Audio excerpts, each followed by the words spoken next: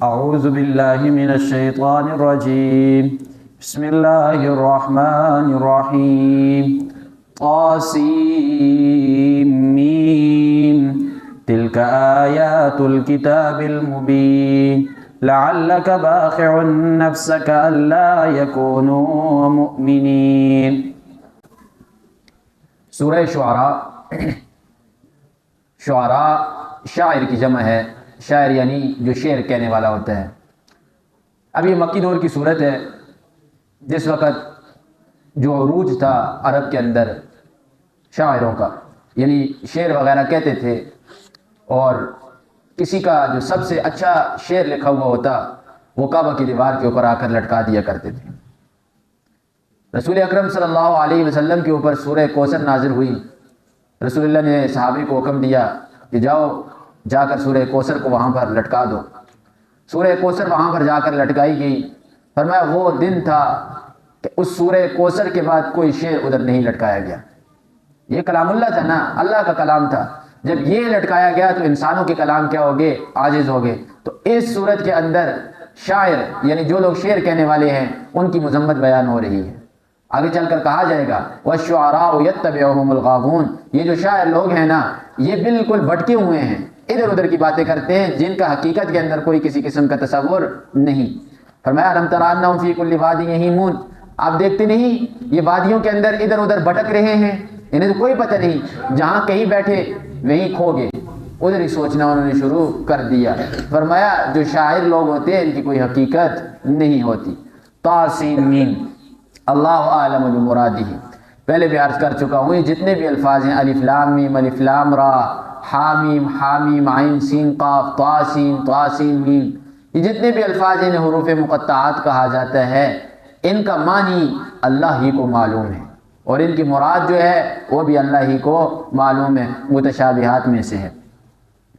تلک آیات، یہ جو آیات کریمہ ہیں الکتابی قرآن کی، یعنی قرآن کے اندر یہ جو آیات ہیں المبین، یہ کیا ہے؟ واضح ہے، کھلم کھلی۔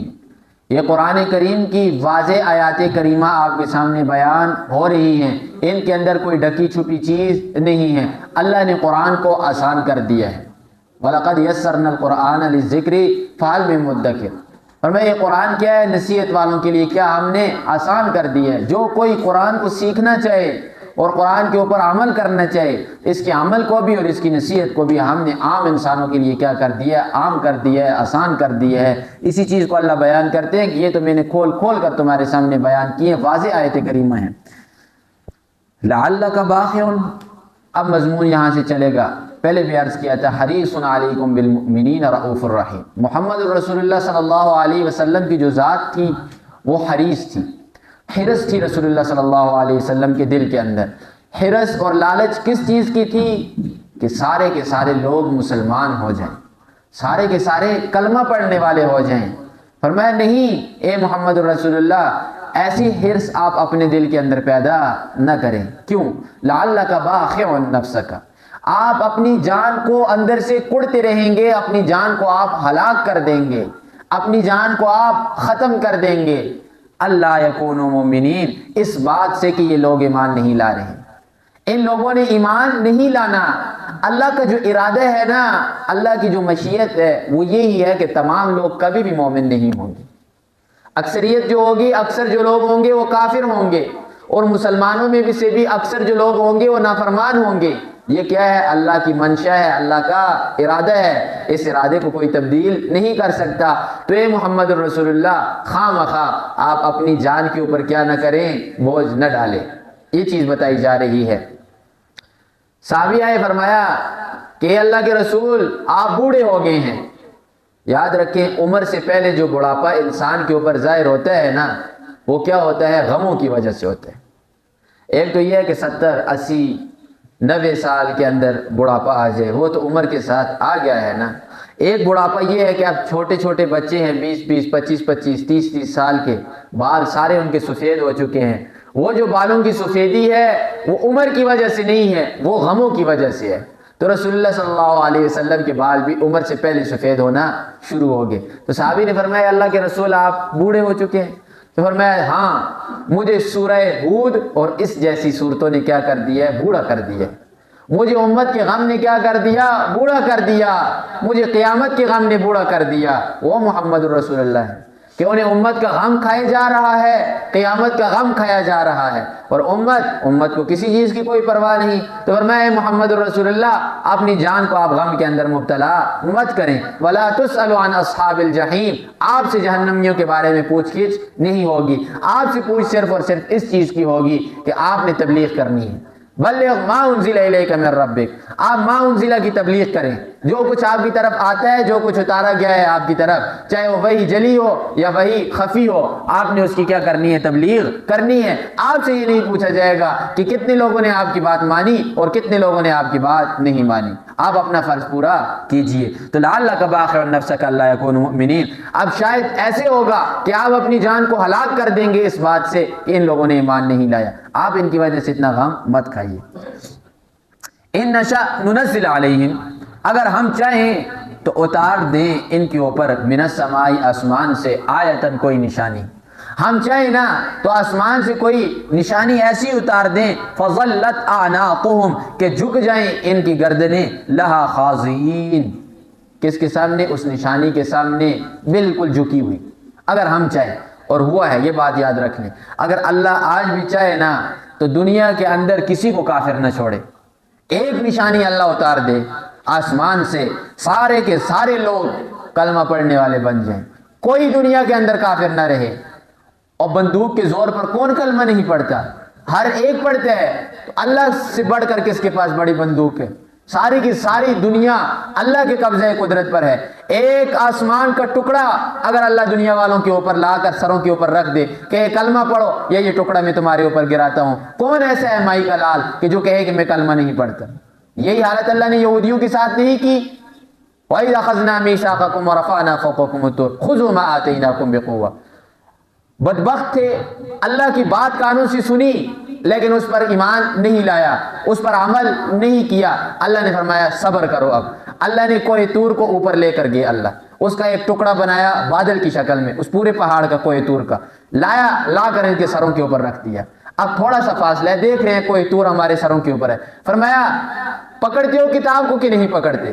تورات کے اوپر عمل کرتے ہو کہ نہیں کرتے؟ اگر تورات پر عمل نہیں کرتے تو یہ کوہ طور کا ٹکڑا تمہارے اوپر ہم گراتے ہیں۔ فوراً انہوں نے کہا سمعنا واطعنا، بس ہم نے تورات کو سن بھی لیا، تورات کے اوپر ہمارا عمل پیرا ہے، ہم نے تورات کو مان لیا۔ تو ڈنڈے کے مسلمان نہیں بننا۔ اگر اللہ چاہے تو اس وقت ڈنڈے کے ساتھ سارے کے ساروں کو سیدھا کر سکتا ہے، لیکن اللہ کی یہ منشا اور یہ ارادہ نہیں۔ اللہ نے اختیار دیا ہوا ہے، اختیار آپ کے پاس ہے، جیسا آپ اپنی مرضی سے چاہو ویسا عمل کرو۔ جب ہمارے پاس آؤ گے پھر حساب بھی ہم اپنی مرضی سے لیں گے۔ حضرت عائشہ رضی اللہ تعالیٰ عنہ سے روایت ہے، فرماتی ہیں رسول اکرم صلی اللہ علیہ وسلم نے فرمایا من نوقش عذب، جس کسی سے محاسبہ کیا گیا، حساب جس کسی سے کیا گیا وہ پکڑا گیا، پھر اب اس کا کوئی چھٹکارا نہیں۔ یہ مسلمان ہے، ہر وقت اللہ سے یہ دعا کرنی چاہیے کہ اللہ بغیر حساب و کتاب کی جنت میں داخل فرما دے۔ اگر کسی کو اللہ نے حساب کے لیے پکڑ لیا نا، اس کا چھٹکارا بہت ہی مشکل۔ اب اللہ نے اگر فرمایا قیامت والے دن اللہ نے پوچھ لیا کہ دنیا کے اندر اور نعمتوں کو تو چھوڑو، جب گرمی کا سخت موسم تھا اس وقت میں نے تمہیں ٹھنڈا پانی دیا، اس کا بدلہ تو نے مجھے کیا دیا؟ کیا جواب ہوگا کسی کے پاس؟ کوئی کسی قسم کا جواب نہیں۔ میں چھوٹی سی مثال آپ کو دے دی، اتنی لمبی مثالیں نہیں۔ اس ایک گلاس پانی کا بھی مول کسی کے پاس نہیں ہوگا کہ وہ اللہ کو دے، تو اور یہ جو کروڑوں نعمتیں اللہ کی کھا رہے ہیں ان کا حساب و کتاب کون دے سکتے؟ تو فرمایا اگر ہم چاہیں ان کو مسلمان بنانا، ہم بنا سکتے ہیں آسمان سے ایک نشانی بھیج کر، لیکن یہ ہماری منشا اور ارادہ نہیں۔ وما یأتیہم من ذکر، فرمایا ان کا خبث، ان کی بے غیرتی یہ ذرا دیکھیے۔ وما یأتیہم من ذکر، نہیں آتی ان لوگوں کے پاس کوئی نصیحت، من الرحمن، پروردگار کی طرف سے، رحمان کی طرف سے، محدث تازہ، یعنی کوئی اللہ کا نیا حکم نہیں آتا، الا کانوا عنہ معرضین، مگر یہ لوگ اس سے منہ موڑ لیتے ہیں۔ یعنی محمد رسول اللہ صلی اللہ علیہ وسلم پر قرآن کی کوئی آیت اترتی، جیسے ہی رسول اللہ صلی اللہ علیہ وسلم اس آیت کو پھیلاتے، لوگوں کے سامنے بیان کرتے، تو یہ لوگ کیا کرتے تھے؟ منہ موڑ لیتے تھے، اور یہی نافرمانوں کی علامت ہے، چاہے وہ نافرمان مسلمانوں میں ہو یا کافروں میں ہو۔ اللہ کا کوئی حکم بھی کانوں کے اوپر پڑتا ہے، جو لوگ ماننے والے ہوتے ہیں فی الفور اللہ کے حکم کو مان لیتے ہیں، اور وہ بیٹھتے ہی اس نیت سے ہیں کہ اللہ کے حکم کو مانیں گے۔ لیکن جو نافرمان ہے وہ قرآن سارے کا سارا شروع سے آخر پڑھ کر سنا دو۔ اب نافرمانوں کی حالت میں آپ کو بتاتا ہوں، جو ان کے دل کو لگتی ہے، جو چیز آسان ہے، جو چیز دل کے اندر اترتی ہے، اسے وہ لے لیں گے، اور جو چیز طبیعت کے خلاف ہے اس چیز کو کیا کر دیں گے؟ چھوڑ دیں گے، چاہے وہ قرآن کی آیت ہے، احادیث ہے، کوئی بھی چیز ہے، اسے چھوڑ دیا جائے گا، نہیں پرواہ کی جائے گی کہ قرآن کا حکم ہے، اپنی مرضی کے خلاف ہے نا، پیچھے پڑ چکے ہیں نا کہ اپنی مرضی کو کیا بنایا ہوا ہے؟ خدا بنایا ہوا ہے۔ تو فرمایا ان کی حالت یہ ہے کہ محمد رسول اللہ کا کوئی بھی پیغام جو ان کے پاس آتا ہے، اللہ کی طرف سے نصیحت آتی ہے، اس سے یہ منہ موڑ دیتے ہیں۔ فقد کذبوا، پس تحقیق انہوں نے جھٹلایا۔ کس کو جھٹلایا؟ پیارے پیغمبر کو جھٹلایا۔ کیسے جھٹلایا؟ کبھی انہوں نے شاعر کہا، کبھی مجنون کہا، کبھی کہا قرآن خود گڑھتے ہیں۔ فرمایا ہر صورت کے اندر انہوں نے محمد رسول اللہ اور قرآن کو جھٹلا دیا۔ فَسَيَأْتِيهِمْ أَنْبَاءُ، پس ان قریب بہت جلدی آئے گی ان کے پاس حقیقت، مَا كَانُوا بِهِ يَسْتَهْزِئُونَ، اس چیز کی حقیقت جو انہوں نے جھٹلائی ہے۔ آئے لوگ قرآن کو جھٹلا رہے ہیں نا، لیکن جیسے ہی آنکھ بند ہوگی اس قرآن کی حقیقت لوگوں کے سامنے آ جائے گی کہ قرآن کیا چیز تھا دنیا کے اندر۔ فرمایا نا کہ جنتیوں کو جنت کے اندر کسی چیز کا کوئی کلف اور کوئی افسوس نہیں ہوگا سوائے اس گھڑی کے جو اللہ کے ذکر کے بغیر گزر گی۔ دنیا کے اندر جیسے آج مال کی ایک وقت ہے نا، مال کی ایک قیمت ہے، لوگ منہ سے جو بھی باتیں کریں، لیکن اصل بات یہ ہے کہ لوگوں کو مال کی فکر ہے، لوگوں کو مال کی اہمیت بھی ہے اور وقت بھی ہے۔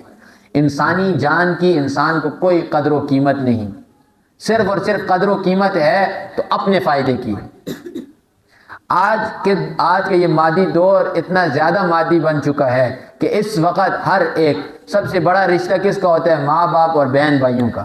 اس وقت وہ بھی مادی دور کے اندر اتنا زیادہ آگے جا چکا ہے کہ آپ سے کتنا فائدہ ہے، اولاد میں سے سب سے زیادہ فائدہ جس اولاد سے بھی ہے وہی والدین کے سب سے زیادہ قریب ہے، بھائیوں میں سے جس بھائی سے سب سے زیادہ فائدہ ہے وہ کیا ہے؟ قریب ہے۔ لیکن جب آنکھ بند ہوگی حساب بالکل الٹا ہو جائے گا۔ اس کی مثال آپ کو پہلے بھی قرآن دے چکا ہے۔ قرآن کے اندر اللہ خوب واضح طور پر فرماتا ہے کہ قیامت میں جب آپ ہمارے پاس آؤ گے، پھر یہ پوری دنیا اگر کوئی شخص ہمیں دے دے، اور یہ خالی بھی نہیں، آسمان سے لے کر زمین تک سونے سے بھری ہوئی دنیا اور اس جیسی ایک اور دنیا بھی ہمیں ساتھ دے دے، ہم اس سے یہ قبول نہیں کریں گے۔